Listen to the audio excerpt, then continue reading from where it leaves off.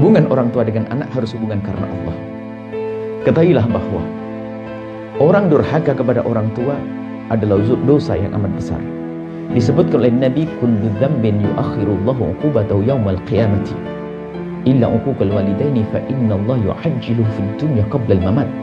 Semua dosa itu Allah tunda hukumannya nanti di akhirat, sehingga di dunia tidak tampak. Orang berbuat dosa dibiarkan sampai mati, nanti disiksa di akhirat.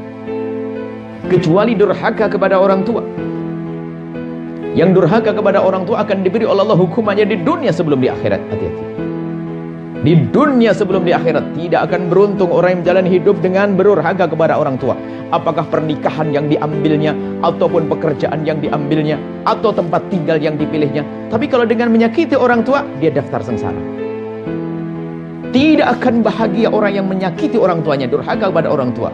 Biarpun ditolong oleh 1000 pertolongan manusia, raja yang menolong, tidak akan bisa. Kenapa? Melanggar Allah. Akan dihukum kalau seandainya seorang laki-laki durhaka kepada orang tuanya, akan dikira usahanya akan diruntuhkan oleh Allah. Kalau ternyata usahanya tetap berjaya, akan dikirim oleh Allah istri yang jahat. Ternyata istrinya baik, akan dikirim anak yang lebih jahat daripada dia.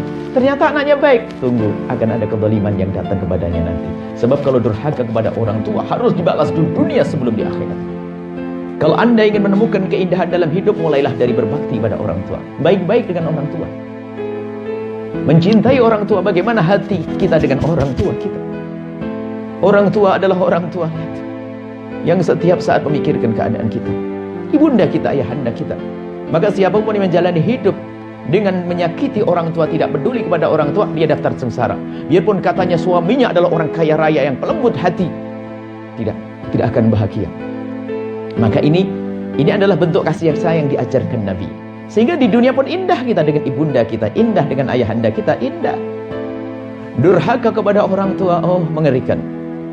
Sampai dikatakan ini termasuk dosa besar, seperti setelah dosa kepada Allah Subhanahu wa taala dalam kurang pengabdian kepada Allah. Wa qadara rabbuka alla ta'budu illa iyyahu. Beribadah dulu kepada Allah, baru kedua adalah durhaka kepada orang tua.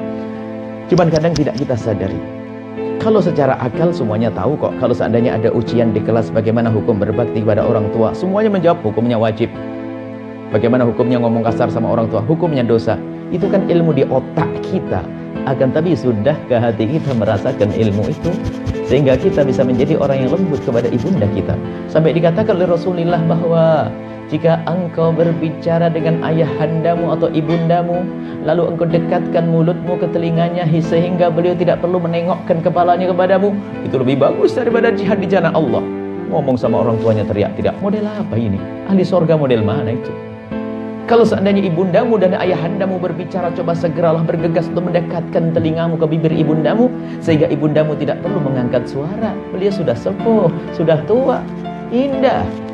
Diajar oleh baginda Nabi SAW. Sampai berdurhaka yang disebutkan dalam Al-Quran bukan durhaka nempeleng, bukan itu. Durhaka yang sangat ringan. Wala takullahuma uffin, wala takullahuma uffin. Uff. Jangan kau berkata kepada ibundamu atau ayahandamu dengan uff. Uff itu adalah kalimat yang paling ringan, tapi tidak enak. Kalimat paling ringan tidak enak. Kalau bahasa kita itu begini loh ya. Mungkin kita punya pengalaman serupa, pengalaman sama, tinggal kita tobat aja. Misalnya kalau dikasih tahu orang tua kita, dikasih tahu ibunda kita atau ayahanda kita dinasihati. Lalu kita berkata, "Ya ya." Kenapa pakai 2 kali? "Ya ya, Mi." Kok pakai iya? Kamu pegel ya sama dia. Kamu sebel ya? Coba, "Iya, Umi."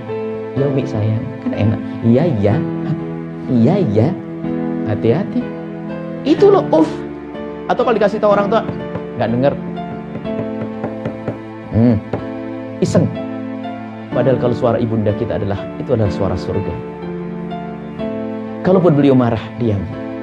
Awas, hati-hati ibundamu, ayahandamu.